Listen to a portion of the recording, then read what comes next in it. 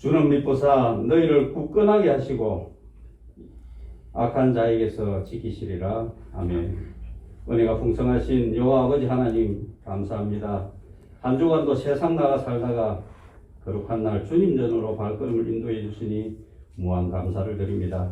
이 시간 예배를 통하여 주님을 만나고 새롭게 거듭나는 저희 모두가 되게 하여 주옵소서. 분주한 생활 속에서 세상 것 쫓아 동분서주하면서 중심에 하나님을 잊고 살아온 시간들이 얼마인지 뒤돌아보며 회개합니다. 수고로 지치고 상한 영혼을 위로하시고 소생케 되는 귀한 예배의 시간 되게 하여 주옵소서. 새로운 한 주간의 삶 속에서도 주님의 영광 나타내는 삶을 살아가는 저희 모두가 되게 하여 주옵소서.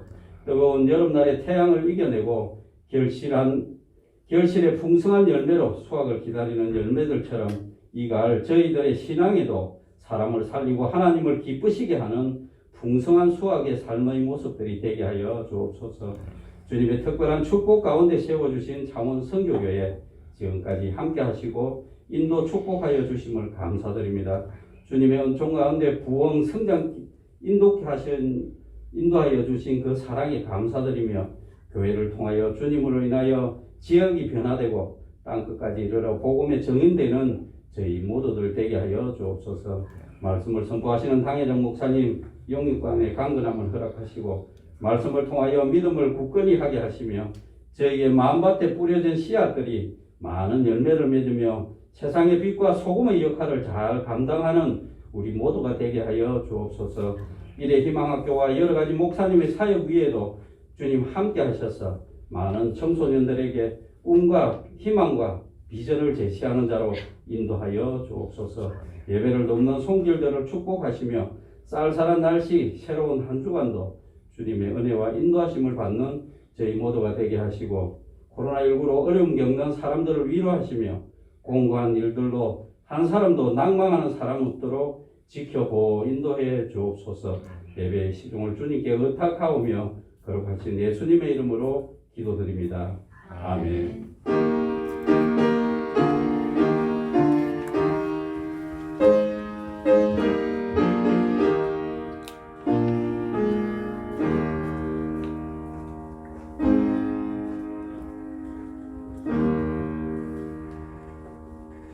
오늘 우리에게 주실 하나님의 말씀은 신약 성경 누가복음 8장 22절에서 39절입니다. 누가복음 8장 22절에서 39절입니다. 제가 가지고 있는 성경책은 신약 성경 104페이지입니다.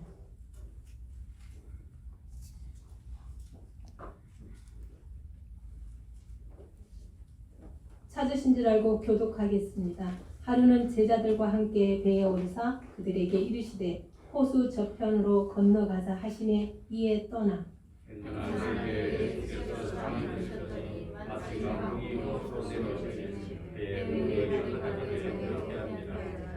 제자들이 나와 깨어 이르되 주여 주여 우리가 죽겠나이다 한데 예수께서 잠을 깨사 바람과 물결을 끓이시니 이에 그쳐 잔잔하여 지더라.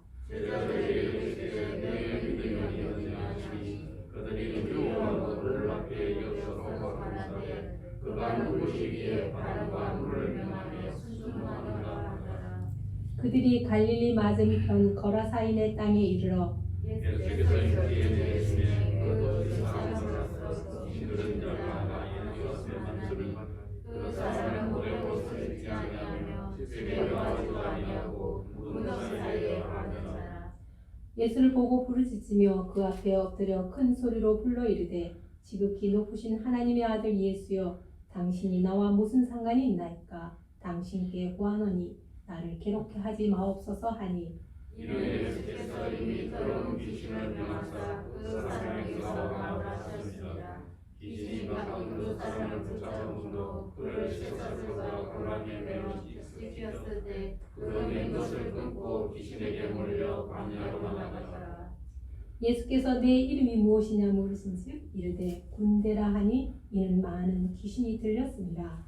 무주민으로 들어가지 마시기를 간구하시니 마침 그곳에 많은 돼지떼가 산에서 먹고 있는지라 귀신들이 그 돼지떼에게 들어가게 허락하심을 강구하니 이에 허락하시니 이들이 그 사람의 영과 그에게로 들어가니 그 때가 빗발로 내려다가 호수에 내려가 물살하고는 치던 자들이 그 이루어진 일을 보고 도망하여 성내와 마을에 알리니 사람들이 우리를 물을 먹어 나와서 예수께 이르러 지나간 사람이 옷을 입고 정신이 온전하여 예수의 발치에 앉아있는 것을 보고 두려워하거늘 귀신 들렸던 자가 어떻게 구원을 받았는지를 본 자들이 그들에게 이르매 어라사 있는 땅 금방 모든 백성이 그에 두려워하여 예수께 떠나기를 두려워하더라. 예수께서 배에 올라 돌아가실세 귀신 나간 사람이 함께 있기를 구하였으나 예수께서 그를 보내시며 이르시되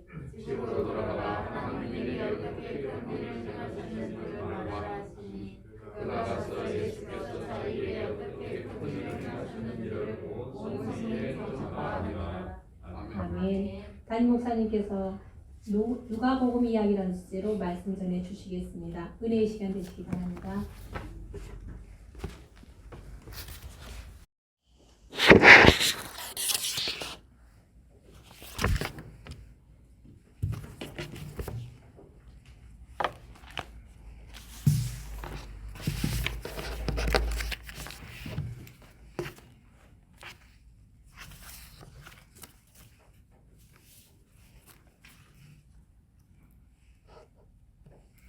네덜란드에 자유대학이라는 대학이 있습니다. 아주 유명한 대학이죠. 거기에 미술사 이 교수로 계셨던 노크 마크 교수가 썼는 저서가 있는데 그 저서가 굉장히 유명했습니다. 예술은 변명을 요하지 않는다. 이라는 책입니다. 예술은 변명을 요하지 않는다. 그 1800년경에 일본에 아주 대표적인 화가가 있었는데 그 사람 이름이 호쿠사이라고 하는 사람입니다. 그런데 이 책에서 예술은 변명하지 않는다. 이 노크 마크 교수의 저서 가운데서 일본의 대표적인 화가 호쿠사이에 대해서 감동적인 일화를 소개하고 있습니다. 어느 날 잘 아는 지인이 호쿠사이를 찾아와서 수탉을 그려달라고 부탁을 합니다. 그래서 이 호쿠사이는 일주일 후에 오라고 그렇게 이야기를 했습니다. 그리고 일주일 후에 그가 찾아왔을 때에 호쿠사이는 약속을 2주 더 연기해 줄 것을 요청을 했습니다. 그런데 이분이 이제 2주일 후에 다시 찾아왔을 때 호쿠사이는 이제는 이제 2달을 좀 연기해 달라고 부탁을 합니다. 그리고 또 가니까 그 다음에는 반년을 연기했습니다. 그런 식으로 3년이 흘렀습니다. 그러니까 이제 그림을 부탁했던 이 지인이 화가 났습니다. 와가지고 어떻게 그림을 일주일에 그려준다고 해놓고 이 3년이나 흘렀는데 계속 미뤄왔느냐고 그렇게 분노했습니다. 그러니까 이제 후쿠사이가 쫙 펼쳐놓고 그 자리에서 그림을 그리기 시작했습니다. 이 수탉을 그리기 시작했습니다. 그랬는데 한 10분 정도 만에 확 그렸는 거예요. 근데 이 지인이 봤을 때 너무 감동할 자기가 부탁했는 그림이 그대로 나왔는 거예요. 그래서 뭐라고 했느냐. 아니 이렇게 한 10분 정도 만에 그릴 수 있는 그림을 왜 3년 동안 계속 부탁을 했는데 이렇게 했느냐고. 그렇게 하니까 후쿠사이가 말없이 그 지인을 자신의 화실로 데리고 갔습니다. 갔는데 그 화실에 들어가 보니까 그 큰 화실에 그 화실 사방의 벽에 후쿠사이가 지난 3년 동안 밤낮으로 이 수탉을 그렸던 그림으로 가득 차 있었다는 겁니다. 그래서 이 지인이 굉장히 놀랐습니다. 오늘 10분 내에 그렸는 그림이 3년 동안 연습해서 그려 놓았는 오늘의 그림이라는 거죠. 여러분, 명화라고 하는 것은 밤낮 없는 훈련의 결과인 것입니다. 비단 예술만에 국한되는 이야기 아닌 것입니다. 밤낮으로 훈련을 배제하고서는 어떤 분야에도 참다운 프로가 될 수가 없는 것입니다. 오늘 이 누가복음을 기록한 사람은 누가입니다. 오늘로 보면은 외과 의사입니다. 누가는 외과 의사죠. 그래서 누가복음과 사도행전을 기록했는 사람입니다. 그리고 바울 사역의 동력자였습니다. 그래서 바울이 마지막에 무슨 말을 하느냐? 그 수많은 사람들, 그 많은 동력자들이 다 있었지만은 누가만 나와 곁에 있느니라. 그렇게 얘기할 정도로 누가는 그야말로 처음 시작해서 끝까지 함께하는 그러한 사람이었습니다. 그래서 이 사람은 외과 의사입니다. 의사인데 예수님의 탄생 이야기를 아주 극적으로 기록을 하고 있습니다. 그래서 무엇이 나왔냐? 캐롤송이 나오게 되는 겁니다. 이 누가복음 때문에요. 첫 아들을 낳아 강보를 사서 구유에 누워 있으니 이는 여관에 있을 곳이 없었음이라. 그렇게 이 이야기를 통해서 누가복음을 통해서 캐롤송이 기독교 전통 가운데 나오게 되었습니다. 또한 이 탕자 이야기, 사마리아에게 삭개오 이야기, 이러한 이야기가 14편이 있고 6편의 기적이 있습니다. 오늘 우리가 읽었는 2편의 기적이 있습니다. 기적이 있는데 우리가 일반 제자들이 이것을 기록했다 하면 뭐 그럴 수도 있지 이렇게 얘기하는데 이 누가는 누구라고요? 외과 의사입니다. 여러분 의사 선생님들이 봤을 때에 이 기적을 믿어주면 안 되는 거예요. 의료계에 종사하는 사람들이 기도해서 기적으로 나왔다 하면 그 현장에 가보기를 원합니다. 왜 그러냐? 그렇게 배우지를 않았거든요. 우리가 쉽게 생각하면 내가 전공을 했는데 저 사람이 전공하지 않는 사람이 이 전공에 대해서 TV에 나와서 막 그리면서 설명하는데 너무 근사하게 하는데 이게 뭐냐? 이 군중들은 시민들은 열광을 하는데 다른 학자들이 봤을 때는 뭐냐? 그게 아니라고 얘기할 수 있는 겁니다. 왜냐? 자기 전공 분야이기 때문에. 누가는 외과 의사입니다. 외과 의사인데 예수님의 기적을 누가복음에 6편을 실어놓고 있고요. 14편의 이야기, 이 이야기가 인간의 상상을 초월하는 이야기 14편을 싣고 있습니다. 그러면 어떻게 보면 20편의 기적적인 이야기를 여기에 누가복음에 싣고 있습니다. 그러면 일반 사람이 얘기했으면 안 믿어도 되지만 외과 의사인 누가가 얘기했기 때문에 누가는 그 기적을 상세하게 기록을 해놓고 있습니다. 믿음으로요. 그리고 우리가 놀랍지 않습니까? 그러면서 이제 이 누가가 그런 말을 합니다. 구주 예수 그리스도라고. 그래서 누가복음의 키워드 핵심어가 뭐냐? 구주 예수 그리스도. 그분은 베들레헴 초장 위에서 부른 천사들의 찬양에서부터 예수님의 탄생과 예수님의 십자가 죽으심과 부활과 성천 그렇게 하고 우리를 구원하도록 요청하고 있고 또한 누가의 동료인 바울이 이 처형당하는 그 순간까지 함께 했던 사람이 누구냐? 이 누가입니다. 그래서 누가복음은 주후 50년대 후반에 기록되었다고 누가에 의해서 기록되었다고 보면 되는 것입니다. 아프리카 한 선교사가 선교 보고를 했습니다. 자기가 그 아프리카 어린아이들을 모아놓고 그렇게 얘기했대요. 하나님이 이 세상을 이렇게 사랑해서 독생자 예수 그리스도를 이 땅에 보내주심을 통해서 우리가 구원함을 받았다고. 그래서 이 예수 그리스도를 믿는 자마다 영생함을 얻고 구원받은 자로서의 삶을 살게 될 것이라고 그렇게 얘기하니까 그 아이 가운데 한 아이가 엄청나게 울고 있다는 겁니다.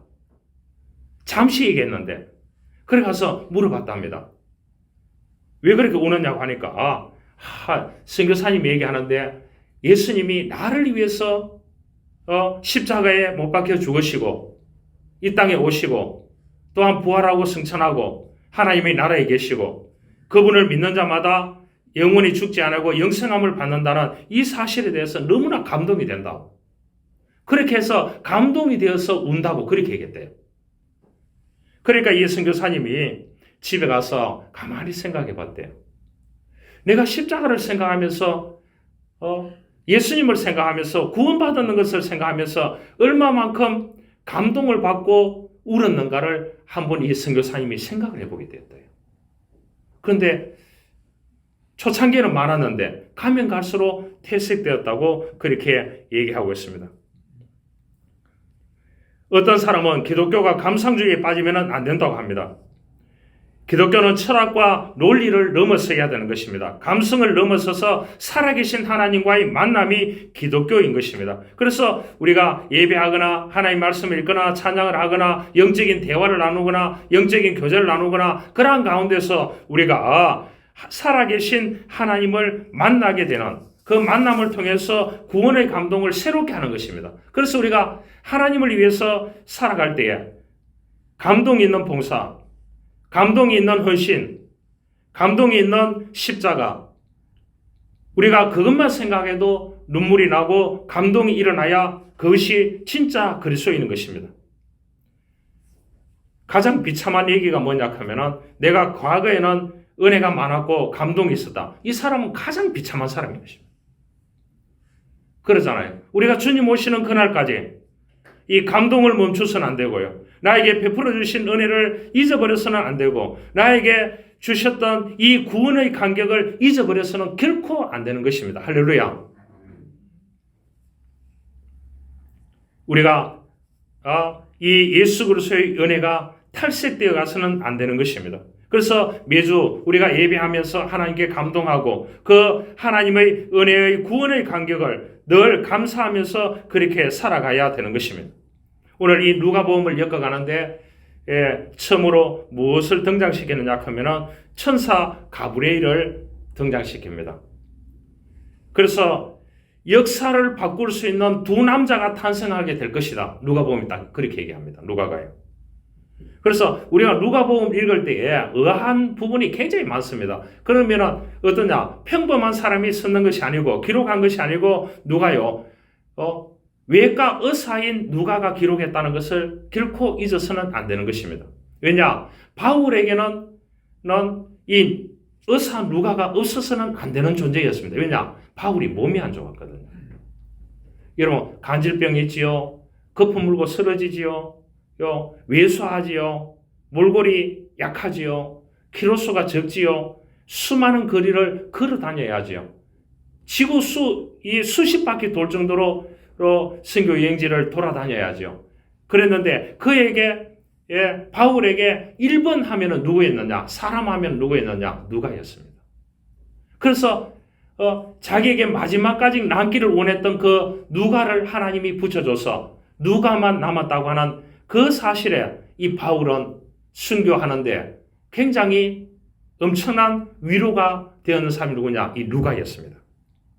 여러분 누가가 지금 얘기합니다. 상상력을 가지고 얘기하는 게 아닙니다. 하나님이 주시는 메시지를 그렇게 얘기합니다. 역사의 경로를 바꿀 수 있는 두 남자가 탄생하는데 그 사람은 세례 요한이고 예수라고 합니다. 가브리엘은 세례 요한 아버지가 될 스가랴에게 말하기를 그의 아들은 엘리야의 심령과 능력으로 주 안에 먼저 올 것이라고 했습니다. 그래서 이 세례 요한이 와서 메시아가 도래할 것이라고 그 메시아가 올 것이라고 선포한다는 거죠. 한 달 후에 가브리엘은 이 천사는 가난한 집 출신의 10대 처녀인 마리아에게 이러기를 그녀가 기적적으로 예수를 잉태할 것이라고 하는 메시지를 이 가브리엘 천사가 전달하기 시작합니다. 그래서 이 마리아는 뭐냐? 그 말씀대로 이루어지기를 원하나이다. 그렇게 고백을 했습니다. 우리가 보면은 어디 보면은 어떻다고요? 소설 같은 얘기입니다. 소설 같은 얘기라. 우리 한번 찾아볼까요? 1장 37절 보겠습니다.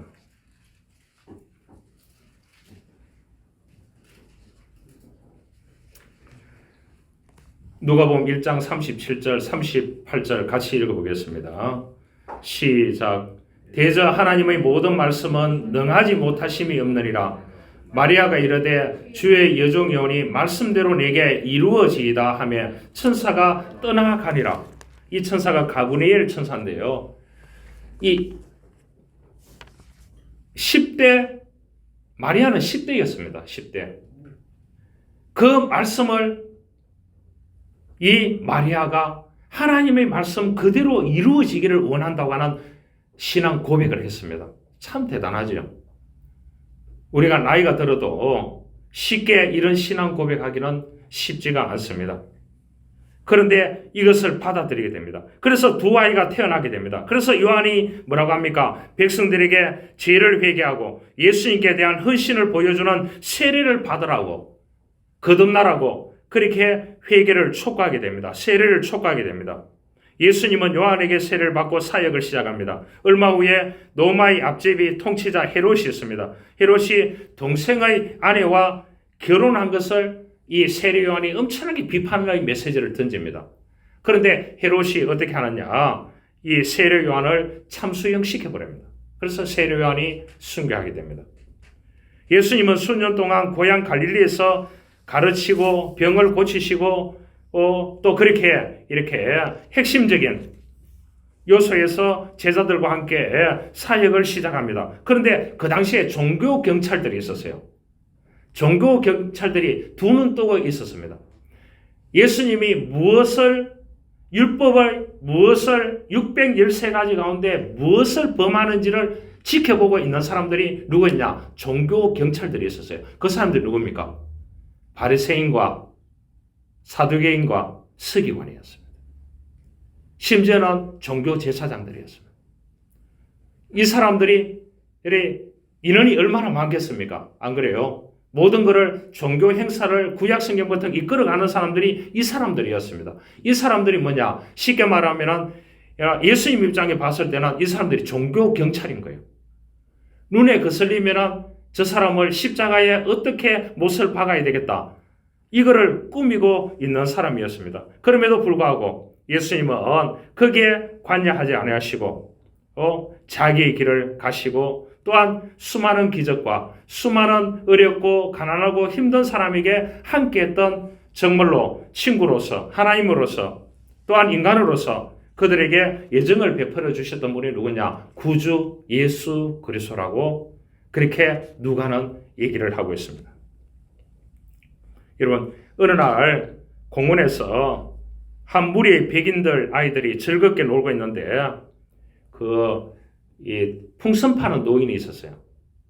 그래서 백인들 아이들이 와가지고 풍선을 사가지고 풍선을 막 불어가지고 띄우면서 놀이를 하고 이렇게 있었습니다.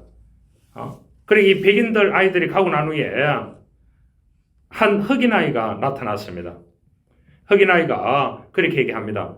너도 와, 백인 아이들 놀 때 오지. 그렇게 풍선을 사서 같이 놀지 하니까 백인 아이들이 끼워주지 않기 때문에 다 가고 난 후에 그래 조심스럽게 왔다고 저한테도 풍선 한 개를 팔 수 있느냐고. 그러니까 노인이 팔 수 있지. 무슨 풍선을 원하느냐 하니까 검은색 풍선을 달라고 했습니다. 그래서 입으로 불어가지고 이 풍선을 확 날렸는데 이 풍선이 이제 날아가 버렸어요. 손에서 놓쳐버려가지고. 그럼 놓쳐버려가 안 달라고 했는데 그 노인이 그런 말을 했습니다. 저 풍선이 날아가듯이 너가 흑인이라고 주저앉지 말고 너가 하고 싶은 일에 대해서 열정을 다해서 힘을 쏟아가지고 그렇게 공부를 하고 열심히 해보면 하나님께서 너에게 도와줄 거라고 그렇게 얘기했대요. 그래서 이제 이 흑인 아이는 고개를 끄덕하고 갔습니다. 그런데 이 이야기 속에 이 흑인 아이가 나중에 누구가 됐느냐? 하버드 대학교의 심리학 교수가 됐습니다. 그 사람 이름이 케인 박사입니다. 그 케인 박사가 하버드 대학에서 강의를 하면서 학생들에게 이 이야기를 했습니다. 어느 날 내가 놀기 위해서 갔는데 백인 아이들만 풍선을 사가지고 노는데 자기가 끼울 수 없어가지고 공원 한쪽에서 그 아이들이 갈 동안에 기다리고 있었다고. 그 아이들이 다 가고 난 뒤에 가서 노인에게 얘기했을 때 풍선을 팔아주고 자기가 검은색을 선택했는데 불어서 확 날렸는데 그것이 날아가 버렸다고. 그런데 그 노인이 나에게 비전적인 얘기, 꿈적인 얘기, 미래적인 얘기를 해 주셨다고. 그래서 오늘 내가 있다고. 그렇게 얘기했어요. 그 사람이 누구냐? 하버드 대학교에 케임 박사 심리학 교수로 있는 분입니다. 그래서 학생들에게 이 이야기를 해준 거예요. 여러분, 예수님은 이 땅에 오셔서 수많은 사람, 중풍병자도 고치시고, 또한 오늘 폭풍도 잠잠케 하시고, 이 세리 삭개오에 가서 하나님의 사랑을 베풀어 주시고, 십자가에 달려 돌아가시고, 또한 부활하시고, 엠마오로 가는 낙심에 있는 이 제자들에게 나타나 보이시고, 그렇게 하셨던 이 주님이십니다. 여러분, 우리가 이 그림의 대가라고 하면 밀레라는 사람이 있습니다. 또 밀레와 누소는 한 동네의 친구였죠. 같은 동네에. 그래서 어린 시절을 가난하게 밀레는 보냈습니다. 그래서 젊은 시절도 그랬습니다. 그래서 이 밀레는 젊은 시절에 너무나 가난했기 때문에 그림을 그리는데, 무슨 그림을 그렸느냐? 좋은 종이도 살 돈이 없어서 누드 그림을 그려서 생계를 이어갔대요. 그런데 밀레는 이제 마음을 고쳐먹고 농촌의 풍경을 그리기 시작했대요. 그는 생활비에 시달리면서 작업을 했습니다. 그래서 밀레의 가장 가까운 친구가 루소였대요. 루소는 유명하죠, 교육하게. 그래서 이 루소가 가서 이 밀레의 작업실을 쭉 둘러보니까 그림을 그려놨는데 사가는 사람이 없는 거예요. 그러니까 생활이 어려운 거예요. 그래서 루소는 이제 밀레의 그림을, 당신 친구의 그림을 사겠다는 사람이 있네.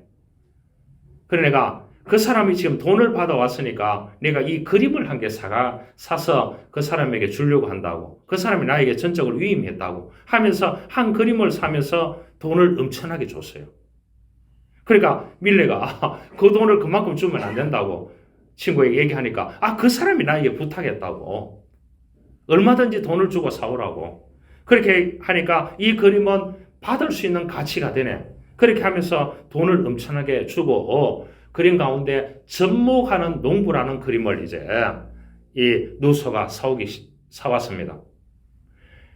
그러니까 그림 한 점을 팔아가지고 밀레가 용기를 얻어서 작업실도 꾸미고 생계도 유지할 수 있는 그만큼 돈을 줬다는 거예요. 그 접목하는 농부라는 그림 한 점에.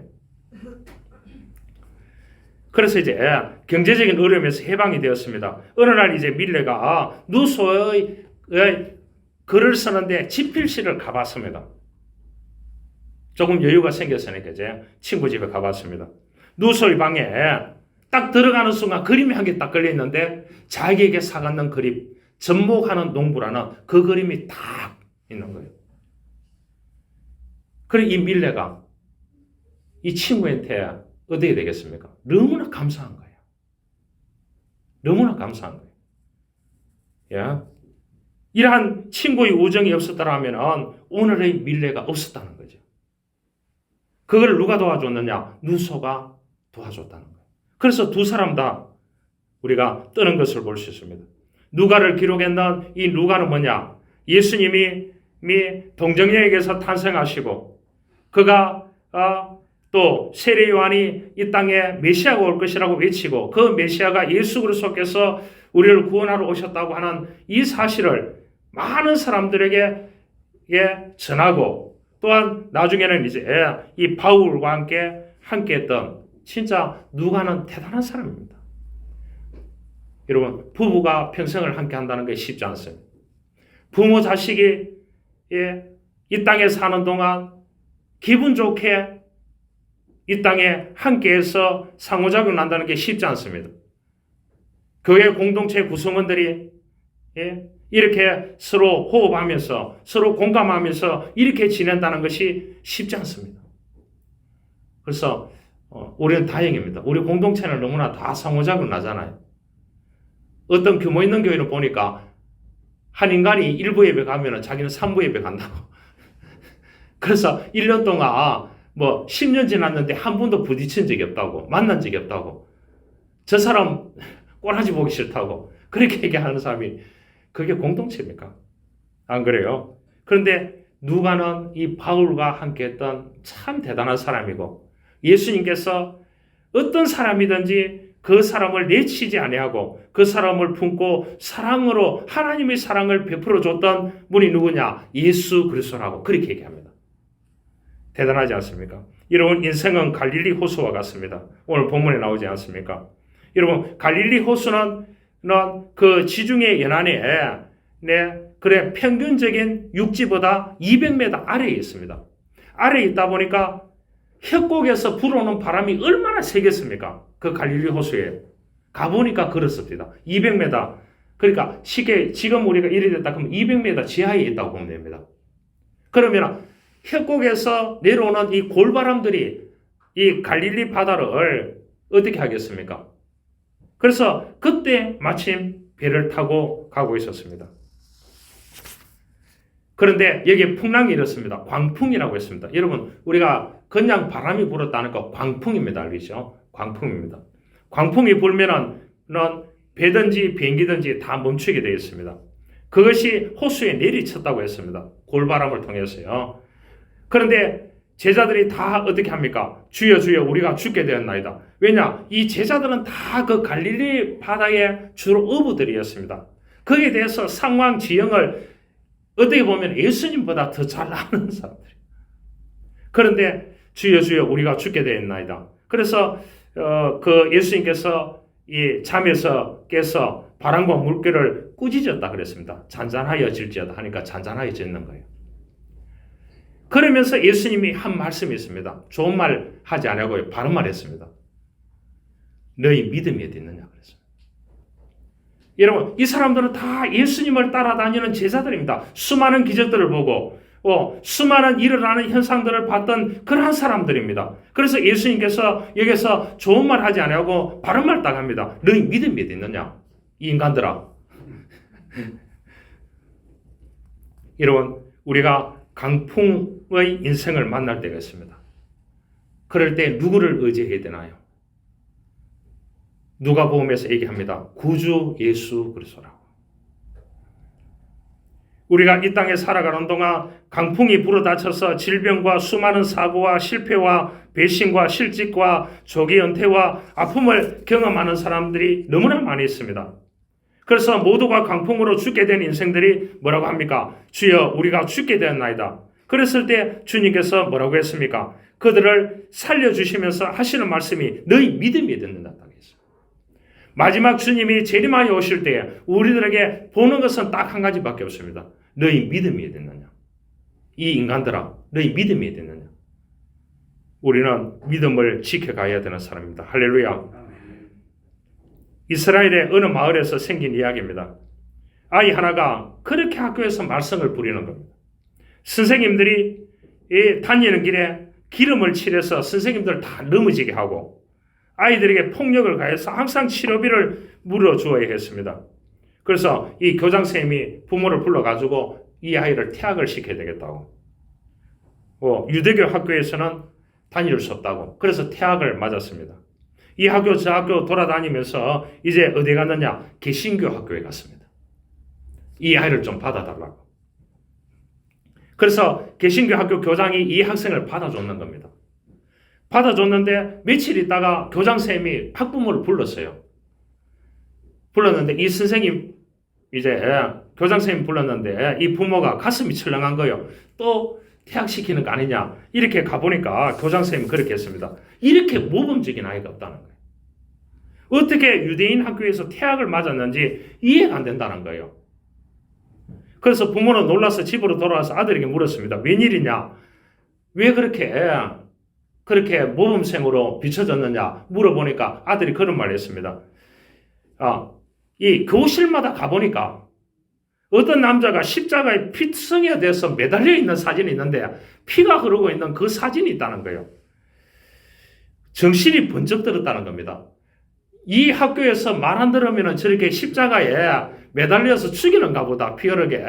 그렇게 해서 정신이 번쩍 들어서 이렇게 수업에 충실하게 됐다고 그렇게 얘기를 했다고 합니다. 여러분, 그냥 형식적인 십자가 그림 하나도 사람을 변화시킬 수 있습니다. 우리는 십자가의 은혜로 구원받은 영혼들입니다. 우리를 과거에 구원시켜 주셨습니다. 인생의 광풍이 인다고 할지라도 그 십자가를 붙들고 살아가는 것이 그리스도인인 줄 믿습니다. 그것이 믿음 있는 자인 것입니다. 너희 믿음이 어디 있느냐?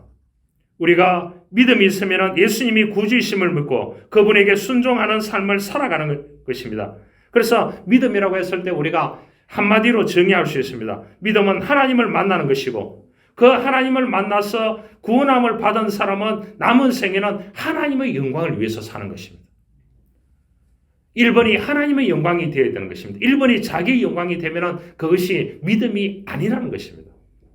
우리가 예배를 통해서 매주일 하나님을 만나고 또한 우리의 삶 속에서 우리가 모든 영과 육과 혼을 동원해서 하나님의 영광을 위해서 살아가는 것이 그리스도인의 삶인 것입니다. 한 가지 이야기하고 말씀을 마치려고 합니다. 미국 워싱턴 DC에 랑팡 프라자라고 하는 것이 있습니다. 랑팡 프라자 지하철하고 연결되어 있는 지하철 사거리하고 연결되어 있는 이 프라자입니다. 그러니까 가게가 잘 되겠죠. 그래서 네 군데에서 만나는 환승역입니다. 이 역에서 이제 미 연방청사로도 가고 그래 고급 인력들이 출퇴근할 때 다 오는 이 핸들링하는 환승하는 역입니다. 이 광장에서 어느 날 아침에 평범하게 생긴 한 남자가 청바지 차림에 야구 모자를 쓰고 바이올린 연주를 했다는 겁니다. 지하철역 구석에서 43분 동안 연주했는데 바이올린 케이스에는 이 곡을 듣고 $32를 기부했다는 거예요. 사람들이. 미리 설치해둔 카메라를 분석한 결과 연주할 동안에 지나간 사람이 몇 명이었냐 하면 1097명이었대요. 1097명. 그래서 잠시라도 서서 음악을 들은 사람은 7명밖에 없었다고 합니다. 그런데 이 사람이 누구였냐고 하면 미국이 낳은 세계적인 바이올리니스트 조슈아 벨이라고 했다고 합니다. 조슈아 벨. 그리고 이 사람이 연주한 할 바이올린은 이런 깁니다. 알겠죠? 스트라디 바리우스라고 하는 바이올린이에요. 이게 얼마짜리인 줄 압니까? 얼마인 것 같아요? 이 조슈아 벨이 바이올린 연주를 하는 스트라디 바리우스라고 하는 바이올린이 40억이랍니다. 이제 놀라시네요. 그래서 이 사람이 3일 전에 그 보스턴에 그 심포니 홀에서 연주를 했는데 입장료가 $100 이상이었고 이 사람이 43분 동안 연주하고 받았는 돈이 한국 돈으로 5천만 원 정도 된대요. 5천만 원 정도. 그런데 이 사람이 이제 그 환승하는 엘리트들이 환승하는 그 역에 청바지 입고 모자 쓰고 허름한 옷을 입고 이 바이올린 연주를 하면서 실험을 해봤는 거예요. 해봤는데 거기서 연주를 듣는 1072명 가운데 아까 몇 명이라고 했죠? 7명만 그 연주를 잠시 멈추어서 듣고 이렇게 이제 돈을 기부를 했는 게 $32밖에 되지 않았다는 거죠. 왜 만약에 이분이 이제 보스턴 심포니홀에서 하는 것 같이 이 품격 있는 격식에 정장 차림에 이렇게 해서 거기서 연주를 했다라면 달라졌겠죠. 제가 하고자 하는 것은 사람들은 그 사람을 보는 것이 아니라 그 사람을 포장하고 있는 포장지를 본다는 겁니다. 그러나 예수님은 그렇지 않았습니다. 예수님은 철두철미하게 유무식에 관계없이 빈부에 관계없이 하나님의 영광을 위해서 또한 믿음이 무엇인가를 원하는 자들에게 믿음을 유발시키기 위해서 그들에게 기적을 보여주시고 하나님의 사랑을 표현해 주셨다는 것을 누가 얘기했느냐? 외과 의사인 누가가 얘기하고 있습니다. 하나님의 뜻에 의해서 이 땅을 구원할 예수님을 보내시기 전에 세례 요한을 보내시고 예수님의 사역의 길을 닦으시고 예수님의 탄생의 섭리를 말씀하고 그 말씀대로 이루어지기를 원하신다고 마리아의 고백이 있습니다. 그리고 수많은 기적들, 또한 예수님께서 제자들과 군중들에게 믿음을 유발시키기 위해서 수많이 행하였던 비유들, 수많은 역사와 기적들, 귀신을 쫓아내는 이러한 풍랑을 잠잠케 하는 이러한 역사하심이 있었다고 하는 사실을 이 누가는 우리들에게 전달해주고 있는 것입니다. 오늘 여기에서 누가가 하고 싶은 것은 뭐냐? 오늘 본문에 말합니다. 우리를 향해서 예수님이 던지는 질문입니다. 너희 믿음이 있느냐고 말했습니다. 우리가 믿음 있는 삶을 살아가겠다고 고백하는 저와 여러분들이 될 수 있기를 주님으로 축원합니다. 살아계신 하나님 아버지 감사합니다. 오늘 이 누가는 예수님에 대해서 말씀해주고 있습니다. 예수님은 동정녀 마리아에게서 탄생하시고 또한 그가 수많은 사역들을 통해서 메시아이심을 보여주시고 또한 제자들에게 군중들에게 믿음을 유발시키고 그 믿음으로 살아가야 된다는 것을 보여주게 됩니다. 이 사실을 기록했는 것이 누가입니다. 누가는 외과 의사입니다. 우리가 보는 기적과 이 외과 의사가 주님의 생생한 기적들을 기록해놨는 이 누가복음을 보면서 감동적입니다. 주님, 우리가 이 땅에 살아가는 동안 하나님을 만나는 체험들이 많기를 원합니다. 또한 이 땅에 살아가는 동안 하나님의 영광을 위해서 살아야 된다고 누가는 말씀해주고 있습니다. 우리가 이렇게 살기를 원합니다. 이러한 은혜를 저희들에게 허락하여 주옵소서. 구주 예수 그리스도의 이름으로 기도하옵나이다. 아멘.